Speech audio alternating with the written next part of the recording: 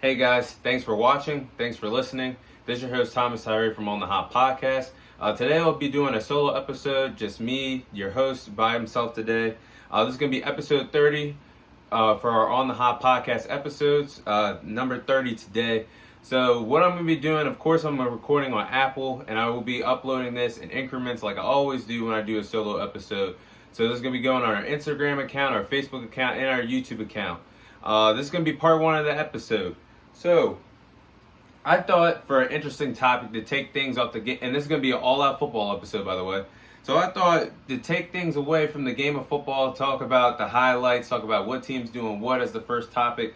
I thought I'd make things a little interesting. So we're going to kick things off today with a possible head coaching position that could be available this offseason. I will go over what could be the best head coaching job that could be available this offseason. So this is based on if I'm an NFL head coach, I get fired from my job, or if I'm an NFL offensive coordinator, NFL defensive coordinator, or I'm a guy coming from the college ranks as a college head coach wanting to jump to the NFL. The best number one coaching job that would be available, and I believe that will be available this offseason, will be the Denver Broncos head coaching position. Now, a lot of you are saying, Denver, that position's not going to be available. I believe it is. So this team is currently the Broncos are currently 7-9, last place in the AFC West, and slated to miss the playoffs for the sixth season in a row. And this is a franchise with a lot of prestige, man. So missing the playoffs for 6 years in a row is kind of unacceptable in my eyes. The last time this franchise was in the playoffs was in 2015 when they won their last Super Bowl championship. You know, the team with Von Miller, so on, and with Peyton Manning in his last ride, his final NFL game, they won a championship, a Super Bowl, to write him off. And things just got worse with this franchise as things continued throughout the years. So, again, a lot of you listening and watching might be like, well, Vic Fangio, why should they let him go? Now, I have nothing against Vic Fangio. He's a good defensive coach, a great defensive coordinator. If you guys remember back in 2018 when the Bears had that great defense, the guy that was behind that great defense was Vic Fangio, who jumped ship to become the Denver Broncos head coach and is leading the charge now. But since Vic Fangio has taken the job a few years ago, he only has 19 wins and 28 losses on his coaching resume, coaching this Denver Broncos team. Like I said, that's unacceptable that this franchise has missed 6 straight years of the playoffs. And I think in this loaded AFC West division that's only getting better year by year, you see Kansas City that's aiming for their third straight Super Bowl appearance. You see the Los Angeles Chargers stepping up with Justin Herbert, and the list goes on and on. You see this Las Vegas Raiders team that was on track the whole entire year but had some hiccups, but they're still in the mix and they're going to be better. So those three teams are just going to keep getting better and better and better as the years goes on. And they all have franchise quarterbacks. Now, Derek Carr's future could be up in the air, but Justin Herbert's not going anywhere.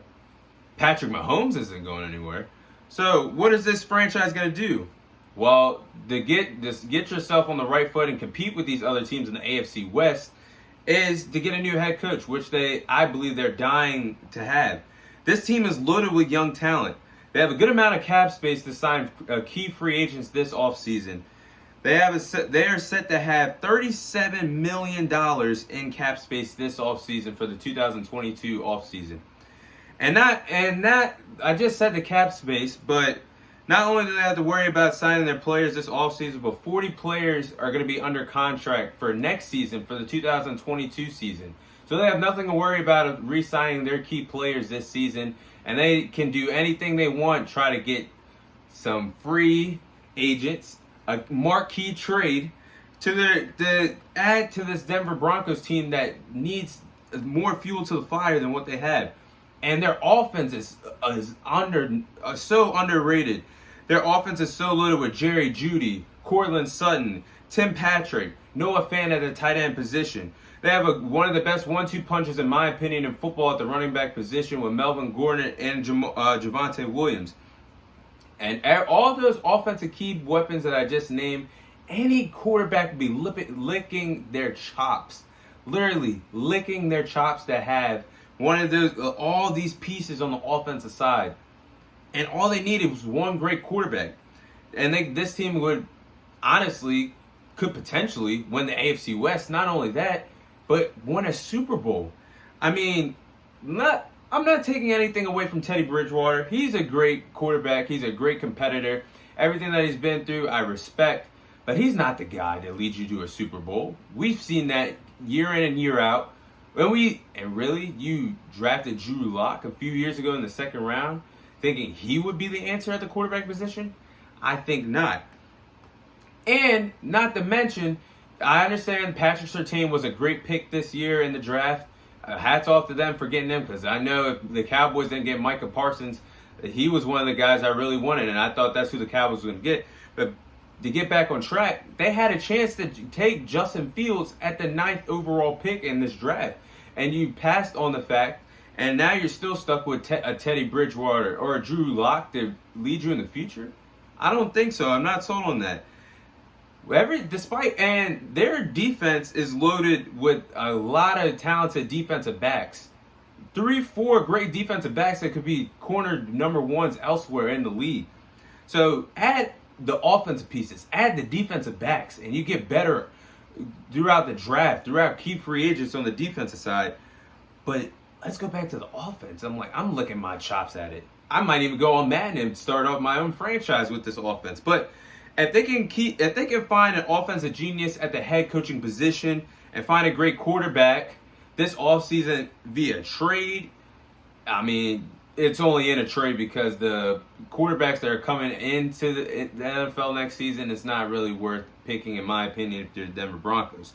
So you aim for the stars at a veteran quarterback that you can get in a trade that is worth getting. Aaron Rodgers. Take him. Shoot for the stars. I mean, I just named everything. You have everything you want to not only compete in the AFC West, a division that you have not won in countless years, but to get to the Super Bowl. That the last time you even made a playoff run was back in 2015 when you won your final Super Bowl. Denver, find yourself a good head coach and trade for Aaron Rodgers. If you can't get Aaron Rodgers, there's also other veteran quarterbacks that could be available via trade this offseason. No, I'm not saying Baker Mayfield. And I'm not taking a shot at Baker Mayfield. But there's Aaron Rodgers. There's the Russell Wilson drama. There's Deshaun Watson you can always trade for. And you have a lot of valuable assets that you could bring to the table to secure one of these veteran quarterbacks to bring onto your roster.